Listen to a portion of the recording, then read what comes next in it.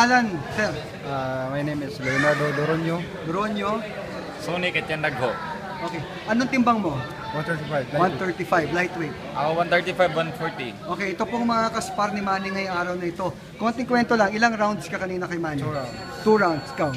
Tatlo. O sige, describe mo, partner. ano ang experience mo doon sa ano nyo? Experience ko, marami akong natutunan na unang bilis na sermane dapat sundan, pero mas nakakapagod ka sparring sermane. Oh. Lalo na sunod linggo siguro mas mabilis. Paano yung lakas? Lakas din pero. Nakatama ka ba, partner? Oh, nakatama. Ano sabi? Pinagbibigyan lang. Pero naka-headgear kayo, no? Ah.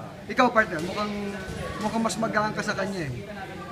Okay naman. Anong bilis ni Manny? Kwento mo. Sobrang bilis kasi iba yung level ni Sir Manny sa amin eh. 'Di ba? Kung nasa top na talaga siya. Kumpara sa akin honor pala sa akin eh na 'di ba isang napakagaling na boksingero. Pangarap ng lahat mag-sparring siya. Kaya sparring ko. Sobrang bilis, lakas, parang hindi 38 eh. Parang mga nasa 20 plus lang. Kaya napakahirap timingin. Ako nga, nahihirap akong timingin ng job. Pero tumatama naman kasi siguro pinagbibigil lang kami ni Boss Manny. Pero okay lang ang bilis niya ngayon. Regular, no? Okay.